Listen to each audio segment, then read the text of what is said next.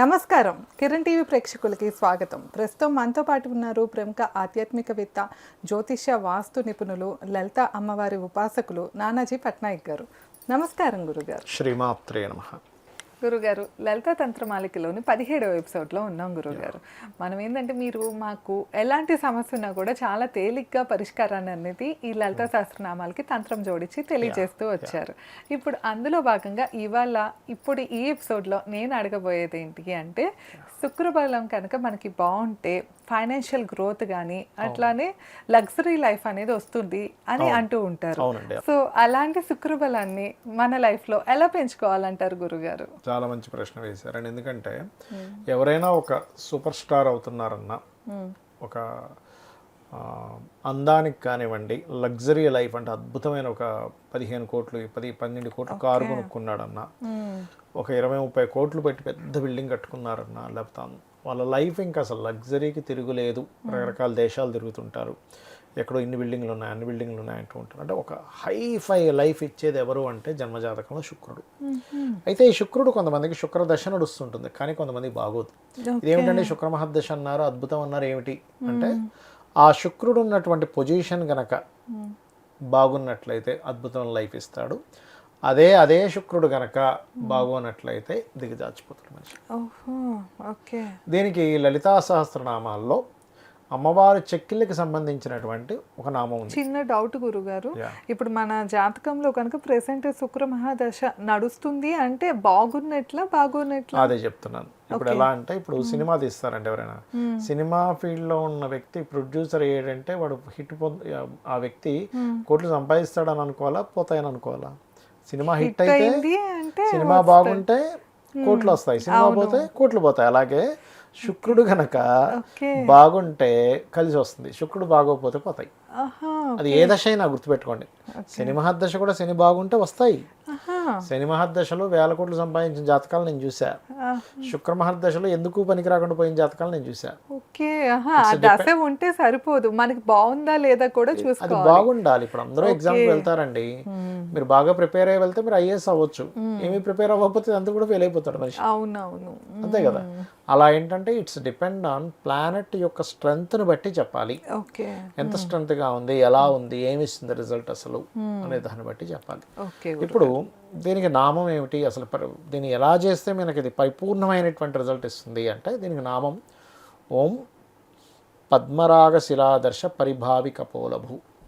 అంటే అమ్మవారి యొక్క చెక్కిళ్ళట పద్మరాగములుగా మెరిసిపోతున్నాయట. అంటే బాగా పాలిష్ పెట్టినటువంటివి బుగ్గలు ఎలా ఉంటే అలా ఉన్నాయట అమ్మవారివి. అంత చక్కగా మెరుస్తున్నాయట అమ్మవారి యొక్క బుగ్గలు. అది ఎందుకండి మరి శుక్రుడికి బుగ్గలకి ఏమిటండి సంబంధము అంటే, మన జన్మజాతకంలో శుక్రుడు బాగుంటే బుగ్గలు బాగుంటాయి. సీరియస్గా నుదురు బాగుండాలనుకోండి, బుధుడు నుడికి కారణం, ముక్కు గురువు కారణం, రవిచంద్రుడు మన శుక్రుడు రవిచంద్రుడు ఏమో కళ్ళకి కారణం. అలా ఒక్కొక్కటి. ఇప్పుడు కొంతమందికి బాగా థిక్ ఐబ్రోస్ ఉంటాయి, మార్స్ బాగుంటాడు వాళ్ళకి. గడ్డం బాగా ఉంటుంది, శాటన్ బాగుంటాడు వాళ్ళకి, దిగ్బలం చెందాడు అంటారు శాటన్. అలా కొంతమంది చెవులు చూడండి ఇలా ఉంటాయి, బుధుడు బాగుంటాడు వాళ్ళకి. గురువు ముక్కుకి అంటే ముక్కు కొంతమంది చూడండి పొట్టి ముక్కు ఉంటుంది, కొంతమంది పెద్ద ముక్కు ఉంటుంది. ఇట్స్ డిపెండ్ ఆన్ మార్స్ అన్నమాట, జూపిటర్ అనమాట. బాగుంటే గురువు బాగుంటే చిన్నగా ఉంటుందా లేదా గురువు బాగుంటే మంచి ముక్కు ఉంటుంది, మంచి ముక్కు ఉంటుంది. గురువు ఏ కేతువుతోనే కలిసినాడు కొంచెం చిన్న ముక్కు ఉంటుంది, రాహుతో కలిసి ఉంటే పెద్ద ముక్కు ఉంటుంది. దాన్ని బట్టి మనకు అర్థమైపోతుంది, అయ్యో జాతక చక్రం ఇంత చక్కగా పనిచేస్తుంది ఏంటని. మీరు చూడొచ్చు కావాలంటే. శుక్రుడు మంచి పొజిషన్లో ఉన్నాడు అనుకోండి, వాళ్ళకి బుగ్గలు ఉంటాయి. ఒక 60 ఏళ్ళు 70 ఏళ్ళు వచ్చినా మంచి బుగ్గలు ఉంటాయి వాళ్ళకి. అలా అనమాట. Okay, right. అయితే ఈ నామాన్ని ఎవరైతే స్మరిస్తారో వాళ్ళ జన్మజాతకంలో శుక్ర బలము పెరుగుతుంది. ఇప్పుడు మనకి బాడీలో కొన్ని తగ్గాయి, బాడీలో వైటమిన్స్ అనో లేకపోతే ప్లేట్లెట్స్ అనేవో బాడీలో తగ్గినప్పుడు మనం ఎక్స్టర్నల్గా మనం ఎలా అయితే తీసుకుంటామో మంత్రము ద్వారా ఒక పరిహార మార్గంగా తీసుకోవచ్చు. ఎలా అంటే మనకు చాలా మందికి అనిపిస్తుంది, ఏమంటే పరిహారం పనిచేస్తుందా? రామాయణం. ఇంకో డౌట్ కూడా వచ్చింది నాకు. మీరు ఇందా చెప్పారు కదా ముక్కు బాగుంటే కనుక వాళ్ళకి గురు బలం ఉన్నట్లు అని. ఇప్పుడు ఇలాంటి బలాలు ఏమున్నా అంటే ఇన్ కేస్ మనకి ఒక్కొక్క పార్టీకి ఒక్కొక్కటి చెప్పారు. సో మరి ఫేస్ బాగుంటే మరి అన్ని బాగుంటే వాళ్ళకి అన్ని కలిసి రావాలి కదా. మరి మీరు అన్నట్లు సినిమా యాక్టర్స్ మరి ఎలా ఉంటారు? ఓకే. అంటే అలా అని కాదు, కొంతమందికి ఎలా ఉంటుందంటే ఫేజ్ ఒకటే కాకుండా ఇంకా చాలా చెప్పారు సాముద్రిక శాస్త్రంలో. ఆ సాముద్రికాలన్నీ ఉంటే కూడా వాళ్ళకి బాగుంటుంది. ఓకే, అంటే ఇంటర్లింక్ అయి ఉంటాయి. ఇంటర్లింక్ ఉంటుంది అనమాట అట్లా. అయితే ఇక్కడ ఏంటంటే అన్నీ బాగుండడం అంటే మనం రకరకాల బాగుండాలి. ఇప్పుడు చూడండి, ఫేజ్ బాగుంటే అన్నీ బాగుండాలి. సరే, ఆర్థికంగా అవ్వకపోయినా వాళ్ళు మానసికంగా బాగుంటారు ఒక్కోసారి. ఇప్పుడు కొంతమందికి ఆర్థికంగా అన్నీ ఉన్న వాళ్ళు హ్యాపీగా ఉండరు, గమనించండి కావాలంటే. బోల్డ్ డబ్బులు ఉంటాయి. నేను చూసా, చాలామంది జాతకాలు చూసా, వాళ్ళకి కోట్ల కొద్ది డబ్బులు, చాలా బిల్డింగులు, నిద్ర పట్టట్లేదండి, మనశ్శాంతి లేదండి అంటుంటాడు. పిల్లలు సరిగ్గా సెటిల్ అవ్వలేదు, నాకు మనశ్శాంతి. ఇంకేంటాయా నీకు ఉన్నాయి కదా డబ్బులు, ఏమైపోయింది, పోతే పోయింది, పిల్లలు నీ డబ్బులు ఉన్నాయి అంటే అలాగే వస్తారు వాళ్ళు సెటిల్ అవ్వాలి. రోజు బెంగ, లేకపోతే జీవిత భాగస్వామి బాగోపోవడం, అతను ఈమెకి అతనికి పడకపోవడం. ఏంటయ్యా పడిపోయింది, సమస్యలు ఉంటాయి. మనం ఎంతసేపు ధనం ఉన్నాయి కదా, రోల్స్ రాయల్లో తిరుగుతున్నాడు కదా, బిఎండబ్ల్యూలో తిరుగుతున్నాడు, ఆడి కార్లో తిరుగుతున్నాడు కదా అనుకోవడానికి లేదు. చూడడానికి పెద్ద బిల్డింగ్ ఉంటుంది కానీ లోపల ఉండేటువంటి మనుషుల యొక్క పరిస్థితులు వేరుగా ఉంటాయి. చక్కగా రిక్షా మీద కూర్చొని కూడా హ్యాపీగా నవ్వుతూ ఉంటాడు, ఎందుకంటే వాడికి అన్ని బాగానే ఉంటాయి. ఒక్కోసారి ఆర్థికంగా బాగోపోయిన హ్యాపీగా అన్ని అరుగుతాయి, అన్ని తింటుంటాడు, అన్ని చక్కగా వాడికి అన్ని వెళ్తూ ఉంటాయి, నవ్వుతూ బతుకుతాడు. అది మనం ఎంతసేపు ఆర్థిక స్తోమతను పట్టుకొని అన్ని బాగున్నాయి అనుకోవడానికి లేదు, ఏమీ లేవు కదా, ఏం బాగాలేదు అనుకోవడానికి వీల్లేదు. Okay, right. అయితే ఇక్కడ శుక్రగ్రహం గనక బాగుంటే ఇవన్నీ ఎలాగైతే ఇస్తాడో వాళ్ళ జన్మజాతకంలో ఎలా అయితే ఉంటుందో ఇది అడిషనల్గా మన శుక్రబలం పెంచుకునేటువంటి నామం ఇది. దీన్ని ఎట్లా చేస్తారు ఏమిటి అని చెప్పి చూసుకున్నట్లయితే దీనికి షట్కోణం గీయాలి. 6 కోణములు ఉన్నటువంటిది, స్టార్ రూపంలో అయినా గీయచ్చు, లేకపోతే ఒక బాక్స్ని 6 కోణాలుగా ఉండేటువంటి బాక్స్ని అయినా గీసి చక్కగా బియ్యపు పిండిని అందులో నింపి దాంట్లోపల మీరు శ్రీం రాయాలి. శ్రీం రాసి ఆ శ్రీం లోపల మధ్యలో మీరు కుంకుమతో వేయాలి. ఆ శ్రీం లోపల వేసి దీన్ని 6 కోణాలు చేసాం కదా, 6 కోణాల దగ్గర పుష్పములు పెట్టేసి, ఏ కలర్ పూలు, వైట్ కలర్ అయినా పెట్టచ్చు, రెడ్ కలర్ అయితే ఇంకా మంచిది. రెడ్ అయితే ఇంకా మంచిది. రెడ్ కలర్ ఫ్లవర్స్ పెడితే అంటే ఇంకొంచెం అది యాక్టివ్ అవుతుంది ఎప్పుడు కూడా. మనకి చూడండి, ఇప్పుడు నవగ్రహాలకు సంబంధించిన వాటిల్లో పూజ చేసేటప్పుడు కలశాల మీద రకరకాల వస్త్రాలు పెడతారు. ఎల్లో కలర్ ఏమో గురువుకి, బ్లూ కలర్ ఏమో శనికి, blue or black, red or orange colours ఏమో రవికి కుజుడికి, వైట్ కలర్ ఏమో చంద్రుడికి శుక్రుడికి పెడతాంగా. ఎందుకు పెడతాము అంటే వర్ణాలు ఉన్నాయి మనకి జ్యోతిష్ శాస్త్రంలో.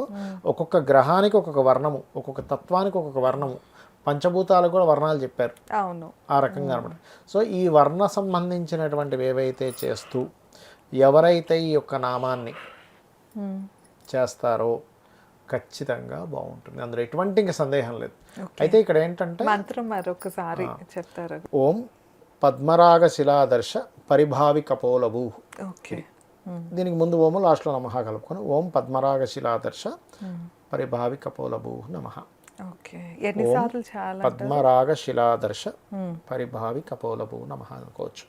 ఇది నార్మల్గా ఉట్టి మంత్రమే చేసుకుంటాను, నా దగ్గర అంత ఆ సామాగ్రి ఇప్పుడు ఎలా ఉంటుందంటే ఏ విదేశాల్లో ఉన్నారు అంత తొందరగా దొరకకపోవచ్చు. అక్కడ ఏ సౌదీ కంట్రీలోనే ఉన్నాడు, మీకు వెంటనే అక్కడ పసుపు కుంకుమ ఇవన్నీ కావాలంటే దొరకకపోవచ్చు, వాళ్ళున్న పరిస్థితులు. అక్కడ చేయడానికి కూడా ఎవరైనా అబ్జెక్షన్స్ ఉండొచ్చు. ఎక్కడో ఉంటాడు మనిషి, వాళ్ళ దగ్గర ఎక్కడో పని చేసుకుని ఉంటాడు, అది మంచి హై క్లాస్లో ఉన్న వ్యక్తికి అయితే అదేమో దోషం ఉండదు. కానీ కొన్ని ప్రదేశాల్లో వాళ్ళకి శుక్రబలం పెరగాలి. అప్పుడు ఈ మంత్రం కూర్చొని ధ్యానంలో అలా కూర్చొని ఇమాజినేషన్లో, ఇప్పుడు నేనేమంటానంటే మీకు కుదరలేదనుకోండి, ఇమాజినేషన్లో ఒక షట్కోణంలో గీసినట్టు గీసి దాని మీద పుష్పాలు పెట్టినట్టు చేసి అలా పుష్పాలతో చేస్తున్నట్టు ఇమాజినేషన్లో చేయమంటారు. ఎందుకంటే కలియుగానికి ఉన్నటువంటి గొప్పతనం ఏంటంటే, ఇప్పుడు మీరు ఉన్నారు, మీకు ఒక పెద్ద అనాథాశ్రమం కట్టించాలనుంది, లేకపోతే ఒక అన్నాన్ని పంచిపెట్టేటువంటి పెద్ద ఆశ్రమం, ఒక 100 గోవులు పెంచాలని ఉందనుకోండి, మీరు రోజు అనుకుంటున్నారు అనుకోండి మనస్ఫూర్తిగా, మీకు 100 గోవులు పెంచినటువంటి ఫలితం వచ్చేస్తుంది మీ ఖాతాలో. మనసుతో ఏదైతే నేను పలానా పుణ్యకర్మ చెయ్యాలి అని అనుకుంటే మీకు వస్తుంది. కాకపోతే మనసుతో అనుకోవాలి, వస్తుంది కాబట్టి నేను అనుకుంటుంటా అంటే కాదు, నిజంగా మీ మనసులో ఉండాలి. ఇప్పుడు చూడండి, ఒక తల్లి అనుకుంటుంది మా పిల్లలు మంచి స్టేజ్కి వెళ్తే బాగుండు, వీళ్ళు బాగా చదువుకోవాలి, డాక్టర్లు అవ్వాలి, ఇంజనీర్ అవ్వాలి, మంచి వైఫ్ రావాలి, మంచి హస్బెండ్ రావాలి, మంచి పిల్లలు కలగాలి, మనస్ఫూర్తిగా అనుకుంటుంది ఒక తల్లి. ఎలా అయితే ఒక తల్లి మనస్ఫూర్తిగా వాళ్ళ యొక్క పిల్లల్ని ఎలా అయితే కోరుకుంటుందో బాగుండాలని, ఆ రకంగా మనం గనక ఆ యొక్క పూజాది కార్యక్రమాలకు సంబంధించింది అనుకుంటే ఖచ్చితంగా అది నెరవేరుతుంది. ఓకే, ఇలా 40 రోజుల పాటు 40 రోజులు చేయాలి. చేయాలంటారు. దీనికి మరి ఏమిటండి, దీనికి రోజు ఎంత సమయం గురుగారు అది తెలియజేయడం? ఈ తాంత్రిక ప్రక్రియతో ఒక 20 నిమిషాలు చేసుకుంటే సరిపోతుంది ఆ మంత్రాన్ని. లేదు కూర్చొని నేను నార్మల్గా మంత్రం చేసుకుంటే 40 నిమిషాలు చేయాలి. దీనికి పాయసాన్ని నైవేద్యంగా పెట్టాలి. పాయసం, ఓకే. పాయసం నైవేద్యంగా పెడితే చాలా మంచిది. ఇంకా వీలైతే అంటే ఈ విధానంలో ఇంకొక చిన్న ఇది కూడా ఉంది. చిన్న అద్దపు మొక్కను అక్కడ పెడతారు. చిన్న అద్దం, రౌండ్ అద్దాన్ని తీసుకొచ్చి అక్కడ పెడతారు. ఓకే, అంటే ఇందాక మనం షట్కోణం గీసాం కదా, దాని ఇంకా దగ్గర ఇంకా పెట్టుకోవాలి. ఇంకా బాగా ఎక్కువ ఫలితం రావాలంటే అక్కడ ఒక బొమ్మను పెట్టి ఆ బొమ్మ యొక్క ఆ బింబాన్ని ఈ అద్దంలో కనబడేలా అక్కడ సరిగ్గా వాళ్ళు సెట్ చేసుకొని అలా కూడా చేస్తారు. బొమ్మ అంటే ఫేస్ అమ్మవారి ఫోటో ఉందనుకోండి. ఇప్పుడు ఉదాహరణకి ఇక్కడ ఫోటో పెట్టాం. అవునవును. ఈ ఫోటో యొక్క ప్రతిబింబం ఇక్కడ అద్దం పెట్టినప్పుడు కనిపిస్తుంటది కదా, ఇక్కడ పెట్టుకుంటారు. పెట్టుకొని అక్కడ కూడా చేస్తారు అట్లా. ఓకే గురుగారు. అంటే ఇవన్నీ కొన్ని తాంత్రిక విధానాల్లో అమ్మవారికి సంబంధించిన ఇవన్నీ. ఇదేదో వేరే వేరే బలి చెప్తూ ఉంటారు కదా గురుగారు ప్రతి ఎపిసోడ్ లో, ఏం చేయాలి బలి? ఫస్ట్ ఆఫ్ ఆల్ ఏంటంటే వీటికి తెల్లటి పుష్పాలని అమ్మవారి ఆలయాల్లో ఇవ్వడం ఒకటి. ఓకే, ఇచ్చేసేయడం డైరెక్ట్గా. లేదంటే పెరుగన్నాన్ని నైవేద్యంగా పెట్టి వీటికి వేయడం. పక్షులకు కానీ పశువులకు కానీ దేనికైనా, కుక్కలకు కానీ వేటికైనా ఇచ్చేసేయడం పెరుగన్నాన్ని.